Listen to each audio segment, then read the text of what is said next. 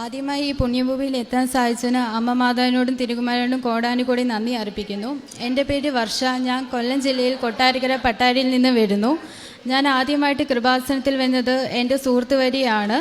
ഞാൻ ഇവിടെ ഉടമ്പടി എടുക്കുന്നത് ജാനുവരി 10, 2024 ഇവിടെ ഉടമ്പടി എടുക്കാനുള്ള പ്രധാനപ്പെട്ട കാരണം എനിക്ക് ഒരു വർഷമായിട്ട് എൻ്റെ കണ്ണുകളിൽ അലർജിയായിരുന്നു, ഡസ്റ്റ് അലർജി ആയിരുന്നു. അപ്പോൾ ഒരുപാട് മരുന്നുകൾ യൂസ് ചെയ്തിട്ടും അത് മാറുന്നില്ല, എനിക്ക് പഠിക്കാൻ പറ്റുന്നില്ല. എൻ്റെ കണ്ണിന് ഭയങ്കര ചൊറിച്ചിൽ, റെഡ് കളറ്, അങ്ങനെ കുരുക്കൾ വരിക, പീള കെട്ടുക, അങ്ങനെ എനിക്ക് ഫുൾ ടൈം ഉറങ്ങാൻ മാത്രമേ പറ്റുന്നുള്ളായിരുന്നു. അങ്ങനെ ഞാൻ ഇവിടെ ഉടമ്പടി എടുക്കാൻ തീരുമാനിക്കുകയും ഇവിടെ വന്നെങ്കിലും ഞാൻ ആ ഒരു ഉടമ്പടി നിയോഗമായിട്ട് എഴുതാൻ ഞാൻ വിട്ടുപോയി. ഞാൻ വേറുള്ള കാര്യങ്ങളായിരുന്നു എഴുതിയത്. പിന്നെ അതുമാത്രമല്ല, ഞാൻ ഇവിടെ ഉടമ്പടി എടുക്കുന്നതിന് 2 ദിവസം മുമ്പ് ഞാൻ മാതാവിനോട് പറഞ്ഞായിരുന്നു, എൻ്റെ സങ്കടങ്ങളും എല്ലാം മാറ്റിത്തരണേ, അമ്മയെ ഞാൻ എൻ്റെ ഹൃദയത്തിലാണ് ചേർക്കുന്നത്, അമ്മയെ ഞാൻ കണ്ണീരാൽ അഭിഷേകം ചെയ്യാമെന്നെല്ലാം പറഞ്ഞിരുന്നു. പക്ഷെ അതെല്ലാം ഞാൻ മറന്നുപോയി. എന്നിട്ട് ഞാൻ ജാനുവരി 10 ഇവിടെ എത്തുമ്പോഴും എനിക്കവിടെ ഉടമ്പടി എടുക്കാൻ നേരത്തെ അൾത്താരയിൽ നിന്ന് എനിക്ക് മാതാവിനെയാണ് ടോക്കണായിട്ട് കിട്ടുകയും ഞാൻ പോലും അറിയുന്നില്ല. ഞാൻ അവിടുന്ന് ഇവിടം വരെ ഈ അൾത്താര വരെ ഞാൻ കണ്ണീരാൽ അഭിഷേകം ചെയ്യുമായിരുന്നു. എനിക്ക് അറിഞ്ഞൂടാ, ഞാൻ സങ്കടങ്ങളോ സന്തോഷങ്ങളോ ഒന്നും തന്നെയല്ല പറയുന്നത്. പക്ഷേ ഇവിടുന്ന് ഇറങ്ങിക്കഴിയുമ്പോൾ എനിക്ക് മനസ്സിലായത്, അമ്മ മാതാവെന്ന് എനിക്കൊരു അനുഗ്രഹം തന്നിരുന്ന ഞാൻ പോലും അറിയാതെ ഞാൻ മനസ്സിലാഗ്രഹിച്ച കാര്യം അന്നത്തെ അമ്മ എനിക്ക് സാധിച്ചു തന്നു. പിന്നെ ഞാൻ ആദ്യം നിയോഗത്തിൽ എൻ്റെ വെച്ചത്, എൻ്റെ ചേട്ടനാണെങ്കിൽ ഒരു ആയുർവേദ ഡോക്ടറാണ്. അപ്പോൾ ചേട്ടന് നല്ലൊരു ജോലി ലഭിക്കാൻ വേണ്ടി, ചേട്ടൻ പ്രൈവറ്റാണ് വർക്ക് ചെയ്യുന്നത്. അപ്പോൾ ഒരു ഗവൺമെൻറ്റിൻ്റെ എക്സാം പഠിച്ചിറങ്ങിയ ശേഷം ഇപ്പോൾ ഈ ഫെബ്രുവരി മാസത്തിൽ വന്നു. അപ്പോൾ അതിന് വേണ്ടി ഞാൻ ചുമ്മാ വെച്ചതാണ് ചേട്ടന് ഏതെങ്കിലും ഒരു സ്ഥലത്ത് മാതാവിന് ഇഷ്ടമുള്ള സാലറിയിൽ ഒരു ജോലി നൽകണമെന്ന്. പക്ഷേ മാതാവ് അതിന് നല്ലൊരു ജോലിയാണ് ചേട്ടൻ ഇപ്പോൾ നൽകി അനുഗ്രഹിച്ചിരിക്കുന്നത്. ഏപ്രിൽ 3 ചേട്ടന് ഇന്തോനേഷ്യയിൽ നിന്ന് ഒരു കോള് വരുവാണ് ജോബ് ഓഫറായിട്ട്. അല്ലാതെ തന്നെ ചേട്ടൻ പൊതുവെയുള്ള ജോബിൻ്റെ വെബ്സൈറ്റിൽ ഇങ്ങനെ ചേട്ടൻ്റെ CV അപ്ഡേറ്റ് ചെയ്തിട്ടുണ്ടായിരുന്നു. അതിൻ്റെ ഇതായിട്ട് അത് കണ്ടാണ് കൊല്ലം ജില്ലയിൽ നിന്ന് എന്നോട് ഒരു മാഡമാണ് ഇന്തോനേഷ്യയിൽ നിന്ന് വിളിക്കുന്നത്, പ്രൊഫൈൽ കണ്ട് ഇഷ്ടപ്പെട്ടു എന്നുള്ള രീതി. അങ്ങനെ ഏപ്രിൽ 5 ചേട്ടന് 3 ഇൻ്റർവ്യൂ ഓൺലൈനിൽ അറ്റൻഡ് ചെയ്യുകയും അത് പാസ്സാവുകയും ചെയ്തു. അങ്ങനെ ഈ സാറ്റർഡേ ഏപ്രിൽ 20 ചേട്ടൻ ഇന്തോനേഷ്യക്ക് പോവുകയാണ്. രണ്ടാമതായുള്ള നിയോഗം, എനിക്ക് പീരീഡ്സ് ആയ കാലം തൊട്ടേ എനിക്ക് ഇറഗുലറായിട്ടുള്ള പീരീഡ്സ് ആയിരുന്നു. അത് കാരണം ഞാൻ അങ്ങനെ ആദ്യം തൊട്ടേ ഹോമിയോ മരുന്ന് അങ്ങനെ യൂസ് ചെയ്യുന്നെങ്കിൽ ഞാൻ അങ്ങനെ കഴിക്കാറില്ലായിരുന്നു. പിന്നെ ഞാൻ അലോപ്പതിയിലേക്ക് വന്നു. അലോപ്പതി മരുന്ന് എനിക്ക് അലർജിയാണെന്ന് എനിക്ക് മനസ്സിലായി. 1 വീക്ക് ഞാൻ യൂസ് ചെയ്തു. അതിൻ്റെ സൈഡ് എഫക്റ്റ് കാരണം ഞാൻ പൂർണ്ണമായിട്ട് നിർത്തി. ഒരു മരുന്ന് പിന്നെ യൂസ് ചെയ്തിട്ടില്ല, കാരണം ഞാൻ മടുത്തുപോയി. എനിക്ക് ഒരു തരത്തിലുള്ള മരുന്ന് യൂസ് ചെയ്യാൻ പറ്റത്തില്ലായിരുന്നു. അതിനാൽ തന്നെ ഞാൻ എൻ്റെ അമ്മ ഉടമ്പടി ഇട്ട വ്യക്തിയാൽ തന്നെ ഞാൻ പ്രാർത്ഥിക്കുമായിരുന്നു. പിന്നെ ഞാൻ ഉടമ്പടി എടുത്തപ്പോൾ മുതൽ ഞാനും പ്രാർത്ഥിക്കാൻ തുടങ്ങി. അടിവയറ്റിൽ തൈലം തേച്ച് പ്രാർത്ഥിക്കാൻ തുടങ്ങി. എനിക്ക് അമ്മ നൽകുന്നെങ്കിൽ മാത്രം എനിക്ക് അനുഗ്രഹങ്ങളൊക്കെ മതി, അല്ലാതെ ഞാൻ ഒരു തരത്തിലുള്ള മരുന്ന് യൂസ് ചെയ്യത്തില്ല എന്ന് പറഞ്ഞു. കാരണം എനിക്ക് വയ്യ, മരുന്ന് കഴിക്കാൻ വയ്യ എന്ന് പറഞ്ഞു. അതിൻ്റെ ഫലമായിട്ട് ഞാൻ പറഞ്ഞു, എൻ്റെ ആദ്യത്തെ ഉടമ്പടി തീരുന്നതിന് മുമ്പാകിയെങ്കിലും അമ്മ മാതാവ് എനിക്ക് അത് സാധിച്ചു തരണമെന്ന് പറഞ്ഞു. അങ്ങനെ 90ാമത്തെ ദിവസം ഏപ്രിൽ 10 എനിക്ക് പീരീഡ്സായി അമ്മ മാതാവ് അനുഗ്രഹിച്ചു. ഞാൻ വേറെ മരുന്നൊന്നും യൂസ് ചെയ്തില്ല. കഴിഞ്ഞ വർഷമാണ് ഞാൻ മരുന്ന് യൂസ് ചെയ്ത് അലർജി ആയത്. അതുമാത്രമല്ല, എനിക്ക് പഠിക്കാനൊന്നും തന്നെ ഇത് കാരണം ഭയങ്കര ബുദ്ധിമുട്ടായിരുന്നു. പിന്നെ ഞാൻ ഉടമ്പടിയിൽ ബാക്കി 4 കാര്യങ്ങൾ വെച്ചിരുന്നത് മാതാവും തിരുവുമായിട്ടുള്ള ബന്ധം നിലനിർത്താനും പഠനവും പ്രേക്ഷിത പ്രവർത്തനവും ഒരുമിച്ച് കൊണ്ടുപോകാനും കുടുംബത്തിലെ സമാധാനം സന്തോഷം നിലനിർത്താനും ഒക്കെയായിരുന്നു. അതെല്ലാം മാതാവ് അനുഗ്രഹിച്ചു. പിന്നെ ഞാൻ നിയോഗത്തിൽ വെക്കാത്ത കുറേ കാര്യങ്ങളുണ്ട്. അതൊക്കെ ഞാൻ പ്രാർത്ഥന ദിവസവും ചെയ്യുമ്പോൾ ഞാനിങ്ങനെ വെറുതെ പറയുമായിരുന്നു, മാതാവ് തന്നാലായി, അത്രയേ ഉള്ളൂ, അല്ലാതെ ഞാൻ വെറുതെ ഇങ്ങനെ തരണം പറയത്തൊന്നുമില്ല. ഇന്ന് മാതാവ് തരുവാണെങ്കിൽ മതി എന്നുള്ള രീതി. എൻ്റെ കണ്ണുകളുടെ അലർജി ഞാൻ പറയുമായിരുന്നു, എൻ്റെ കണ്ണുകൾക്ക് സുഖം പ്രാപിക്കണം. ഞാൻ സിക്ക് പഠിക്കുന്ന സ്റ്റുഡൻ്റാണ്, എനിക്ക് പഠിക്കാൻ പറ്റുന്നില്ല. വേറെയുള്ള പിള്ളേരെല്ലാം 24 മണിക്കൂർ പഠിക്കുമ്പോൾ എനിക്ക് മാത്രം ഒന്നും പഠിക്കാൻ പറ്റുന്നില്ല. ഞാൻ ഫുൾ ടൈം ഉറക്കമാണ്. എനിക്ക് കണ്ണുകളുടെ പ്രശ്നം കാരണം എനിക്കൊന്നും പഠിക്കാൻ പറ്റുന്നില്ല. അങ്ങനെ മാതാവ് എനിക്ക് കണ്ണുകളുടെയും പിന്നെ അതുപോലെ എനിക്ക് ചുമ, എനിക്ക് ഫുൾ ടൈം ചുമയായിരുന്നു. ഞാൻ അതിനൊന്നും തന്നെ മരുന്ന് യൂസ് ചെയ്യുന്നില്ലായിരുന്നു. ടോൺസിൽസ്, കണ്ണിൻ്റെ പ്രശ്നങ്ങൾ, ഇതെല്ലാം തന്നെയും മാതാവ് എനിക്ക് ഈ അടുത്തിടയ്ക്ക് എനിക്ക് സുഖപ്പെടുത്തി തന്നു.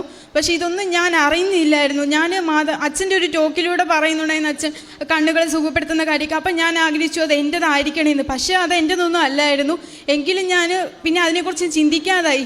അങ്ങനെ ചിന്തിക്കാതായപ്പോൾ തന്നെ ഞാൻ പിന്നീട് ഒരു ദിവസം വിചാരിച്ചു, ഇതൊന്നും എനിക്കിപ്പം വരുന്നില്ലല്ലോ, കണ്ണിൻ്റെ അസുഖങ്ങളില്ല, ഒരു തരത്തിലുള്ള പ്രോബ്ലം വരുന്നില്ല, ചുമ വരുന്നില്ല, എൻ്റെ സൗണ്ട് ടോൺസിൽസ് ആണ്, സൗണ്ട് പോകുന്നില്ല, ഒന്നുമില്ല. അപ്പോൾ എനിക്ക് മനസ്സിലായി അതെല്ലാം എനിക്ക് പൂർണ്ണമായിട്ടും മാറി കിട്ടിയെന്ന്. അതേപോലെ തന്നെ അടുത്തതായിട്ട് നിയോത്തി വെക്കാത്ത കാര്യം തന്നെയാണ്. അതുപോലെ അച്ഛനായാലും പ്രോസ്റ്റേറ്റിയൻ പ്രോബ്ലം ഉണ്ടായിരുന്നു. അത് കാരണം എപ്പോഴും യൂറിനേഷന് വേണ്ടി അങ്ങനെ തോന്നുമായിരുന്നു. അതൊക്കെ ഇപ്പോൾ കുറഞ്ഞു. അതിൽ അമ്മയ്ക്ക് വേരിക്കോസിൻ്റെ പ്രോബ്ലം അതും ഇപ്പോൾ ഒരുപാട് കുറഞ്ഞു. ചേട്ടൻ്റെ ശരീരത്തിൽ സ്കിൻ ഡിസീസ് അതെല്ലാം ഉടമ്പടി തൈലമായിട്ടാണ് കുറഞ്ഞത്. പണ്ട് ഒരുപാട് മരുന്ന് യൂസ് ചെയ്തിട്ടുണ്ടെങ്കിൽ അതൊന്നും തന്നെ ബലം ചെയ്തിരുന്നില്ല. എൻ്റെ കുടുംബത്തിൽ ഞാൻ കണ്ടതെന്ന് വെച്ചാൽ ഈ ഉടമ്പടി തൈലം മൂലം മാത്രമാണ് എല്ലാം മാറി കിട്ടിയത്, അല്ലാതെ മരുന്നുകളുടെ ഇത് മൂലമല്ല. മരുന്നുകളിനോട് താല്പര്യം ഇല്ലാഞ്ഞോട് പണ്ട് കുറേ യൂസ് ചെയ്തിട്ടുണ്ട്. അതിനാൽ തന്നെ ചേട്ടൻ ഡോക്ടറായിട്ട് പോലും ഞങ്ങളത് യൂസ് ചെയ്യാറില്ലായിരുന്നു. മാതാവിൻ്റെ തൈലമായിരുന്നു യൂസ് ചെയ്യുന്നത്. അങ്ങനെ ഒരുപാട് അമ്മ മാതാവ് അനുഗ്രഹിച്ചിട്ടുണ്ട്. പിന്നെ കാരുണ്യ പ്രവർത്തികളാണെങ്കിൽ വൃദ്ധസദനത്തിൽ പോവുകയും അവർക്ക് സാമ്പത്തികമായിട്ടുള്ള ഫുഡിന് വേണ്ടിയുള്ള പൈസ കൊടുക്കുകയും അതുപോലെ പത്രങ്ങൾ വിതരണം ചെയ്യുക. എനിക്ക് ഉടമ്പടി എടുത്ത അന്നത്തെ ദിവസം തൊട്ട് എൻ്റെ ആഗ്രഹമായിരുന്നു, ഞാൻ ആഹാരം കഴിച്ചില്ലെങ്കിലും ഏതെങ്കിലും ഒരു വ്യക്തിക്കെങ്കിലും എനിക്ക് ദിവസം ഫുഡ് കൊടുക്കണം എന്നുള്ളത്. അതിനാൽ തന്നെ ഞാൻ പിറ്റേ ദിവസം മുതൽ ഞാൻ എല്ലാ ദിവസവും ഓരോ വ്യക്തിക്ക് അർഹതപ്പെട്ട ഒരു വ്യക്തിക്ക് വേണ്ടി ഞാൻ ഫുഡ് കൊടുക്കാറുണ്ട്. ഞാനും എൻ്റെ അച്ഛനും കൂടെ പോവും. അങ്ങനെ ഒരു വ്യക്തിയെ കണ്ടുമുട്ടാറേ ഇല്ല. പക്ഷേ കിലോമീറ്ററുകൾ താണ്ടിയാലും പോയി ഒരു വ്യക്തിക്കെങ്കിലും ഫുഡ് കൊടുക്കുമായിരുന്നു. അങ്ങനെ ഒരു ദിവസം ദുഃഖവെള്ളിയുടെ അന്ന് ഇതുപോലെ രാവിലെ പോകാൻ പറ്റിയില്ല. അപ്പോൾ ഉച്ചയ്ക്കാണ് പോയത്. നട്ടുവെയിലത്ത് അച്ഛനാകെ ക്ഷീണിച്ച് തളർന്ന് വന്നിട്ടുണ്ട്. എങ്കിലും അച്ഛൻ എൻ്റെ കൂടെ ഒരു തരത്തിലുള്ള ബുദ്ധിമുട്ട് പറയാൻ എൻ്റെ കൂടെ വരുമായിരുന്നു. അന്നും ഇതുപോലെ ഭയങ്കര തിളച്ച് ചൂടായാലും അച്ഛനൊട്ടും വയ്യ. അപ്പം ഞാൻ പറഞ്ഞു, മാതാവ് ഈ ചൂട് മാറ്റി തണുപ്പ് നൽകണമേ, ശരീരത്തിന് കവചമാവണേന്നൊക്കെ പറഞ്ഞു. അതുപോലെ തന്നെ കുറച്ച് നിമിഷം കഴിഞ്ഞപ്പോൾ ആ നട്ടുച്ച വെയിലത്ത് തന്നെ അന്തരീക്ഷത്തിൽ ഒരു തരത്തിലുള്ള ചൂടുമില്ല, തണുപ്പ് എനിക്ക് ഏറ്റി. അപ്പോൾ എനിക്ക് മനസ്സിലായി അച്ഛൻ്റെ ശരീരത്തിൽ, അപ്പോൾ എനിക്ക് ഏറ്റെങ്കിൽ അച്ഛൻ്റെ ശരീരത്തിന് തണുപ്പ് ഏറ്റുകയാണ്. ഫുള്ള് തണുപ്പുള്ള അന്തരീക്ഷമായിരുന്നു. അർഹതപ്പെട്ട വ്യക്തിക്ക് കൊടുക്കുകയും തിരിച്ച് വീട്ടിൽ വരുന്നവരെ ആ വെയിലൊന്നും തന്നെ ഇല്ലായിരുന്നു. അതുപോലെ തന്നെ ഒരുപാട് അനുഗ്രഹം അമ്മമാർ ചെയ്തിട്ടുണ്ട്. പിന്നെ ബുധനും ശനിയും ഞാൻ മുടങ്ങാതെ ഉപവാസം എടുക്കും. അതേപോലെ ബൈബിൾ ഞാൻ ഫോണിൽ ആപ്പ് ഡൗൺലോഡ് ചെയ്തിട്ടുണ്ട്, അത് ഞാൻ കേൾക്കും. പിന്നെ കൊന്ത ചൊല്ലും, അമ്മയോടൊപ്പമാണ് കൊന്തയെല്ലാം ചൊല്ലുന്നത്. പിന്നെ അങ്ങനത്തെ ഒരുപാട് പ്രേക്ഷിത പ്രവർത്തനങ്ങൾ എല്ലാത്തിലും ഏർപ്പെടുന്നുണ്ട്.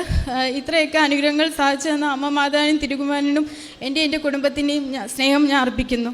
എനിക്ക് ഇഷ്ടമുള്ളവനിൽ ഞാൻ പ്രസാദിക്കും, എനിക്കിഷ്ടമുള്ളവനോട് ഞാൻ കരുണ കാണിക്കും. പുറപ്പാട് 33:19. കർത്താവിന് ഇഷ്ടമുള്ളവരാകുവാൻ എങ്ങനെയൊക്കെയാണ് നാം ജീവിക്കേണ്ടത്, പ്രവർത്തിക്കേണ്ടത്? ഇവിടെ വർഷ എന്ന ഈ മകള് തൻ്റെ കാരുണ്യ പ്രവർത്തികൾ, പ്രേക്ഷിത പ്രവർത്തനം അതൊക്കെ എത്ര തീഷ്ണതയോടെ ചെയ്യുന്നു. 22 വയസ്സുള്ള ഒരു മകൾ, ആ മകൾക്ക് ജീവിതത്തെക്കുറിച്ച് കിട്ടുന്ന ബോധ്യങ്ങൾ, താൻ ഉപവാസം എടുക്കുന്നു, അതുപോലെ ഇതുവരെയും ചെയ്യാത്ത തരത്തിലുള്ള കാരുണ്യ പ്രവർത്തികൾ, അനാഥാലയങ്ങൾ സന്ദർശിക്കുന്നു, മറ്റുള്ളവർക്ക് ഭക്ഷണം കൊടുക്കുന്നു, തൻ്റെ ഒരു നേരത്തെ ഭക്ഷണം താൻ കഴിക്കാതെ മറ്റുള്ളവർക്ക് കൊടുക്കുന്നു. ഇതൊക്കെ ഇവിടെ ഈ മകൾ പറയുമ്പോൾ തീർച്ചയായും ഇത് കേട്ടുകൊണ്ടിരിക്കുന്ന നമുക്കും ഇനി കേൾക്കാൻ പോകുന്നവർക്കുമൊക്കെ തീർച്ചയായും നമുക്ക് തോന്നും ഇതെല്ലാം നമുക്കും ചെയ്തുകൂടെ എന്ന്. അങ്ങനെ ജീവിതത്തിൽ കർത്താവിന് ഇഷ്ടപ്പെട്ട മകളായി ഈ മകൾ മാറുകയാണ്. എങ്ങനെ താൻ കൊന്ത പ്രാർത്ഥിക്കുവാൻ പഠിച്ചു, ബൈബിൾ എങ്ങനെ വായിക്കുന്നു, ഇതൊക്കെ ഈ മകൾ പറഞ്ഞു. വീട്ടിൽ ഡോക്ടർ ഉണ്ടായിട്ടും ഞങ്ങൾ മരുന്നൊന്നുമല്ല പ്രധാനമായിട്ട് കാണുന്നത്, ഞങ്ങൾക്ക് വിശേഷ വിധിയായിട്ട് ഞങ്ങൾ ഉപയോഗിക്കുന്നത് ഉടമ്പടി തൈലമാണ്. അങ്ങനെ CA പഠിക്കുന്ന ഈ മകളുടെ കണ്ണിൻ്റെ അസ്വസ്ഥതകൾ അതൊക്കെ മാറുന്നതും ഓരോ കാര്യങ്ങളും ഇവിടെ ഈ മകൾ വ്യക്തമായി പറഞ്ഞു കഴിഞ്ഞു. നമുക്ക് നമ്മുടെ ജീവിതത്തെ ദൈവതിരുക്കരങ്ങളിൽ സമർപ്പിക്കാം. കർത്താവിന് ഇഷ്ടപ്പെട്ടവരായി തീരുവാൻ നമ്മെയും യോഗ്യരാക്കണമേ എന്ന് നമുക്ക് പ്രാർത്ഥിക്കാം.